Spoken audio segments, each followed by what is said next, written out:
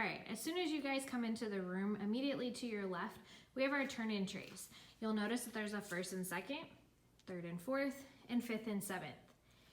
Inside of these trays are folders, and what might be coming is a list with all of your names for first period, second period, third period, etc.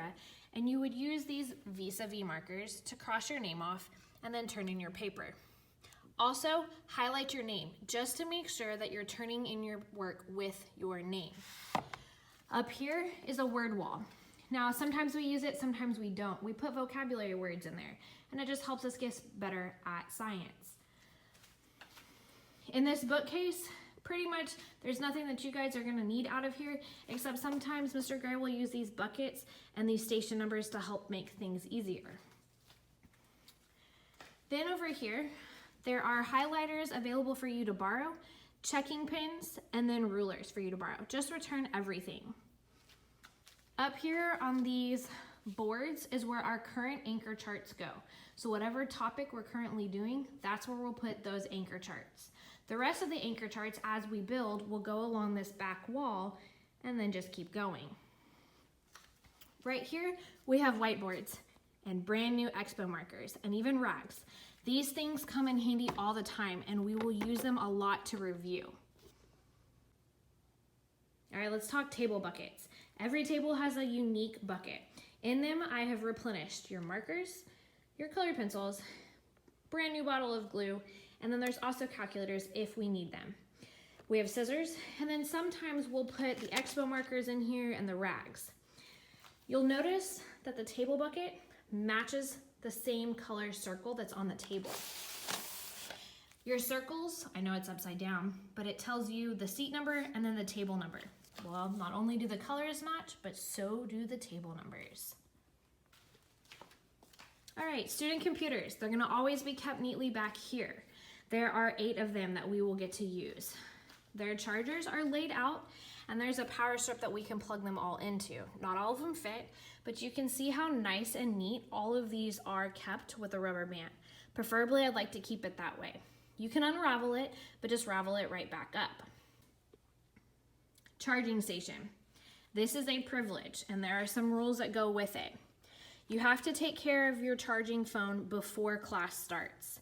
I have one iPhone charger that stays in here at all times, but there's multiple spots for you to put your own charger. I'm okay with that.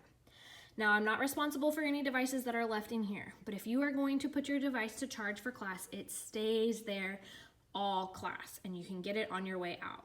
It's also a first come, first serve basis. If this becomes an ordeal or distraction, no more charging. The classroom library. I've got quite a few science books, so if you're testing or you're done with your work early, you can always come here and borrow one of my science books.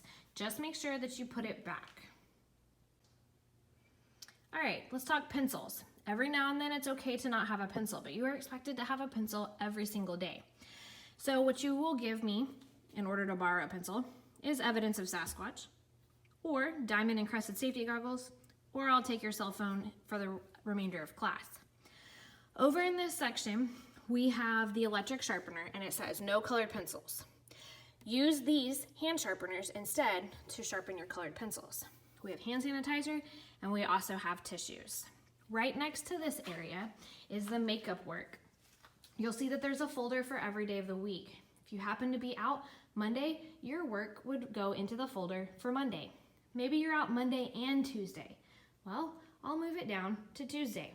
Come over here and check to see if you have any absent work. Also, extra copies are kept down here at the bottom of warm-ups in case you lose yours.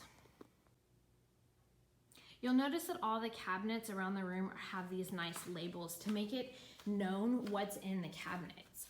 But I just ask that please don't get into these cabinets unless Mr. Gray needs you to get something out of it, and then it's easy to spot the things.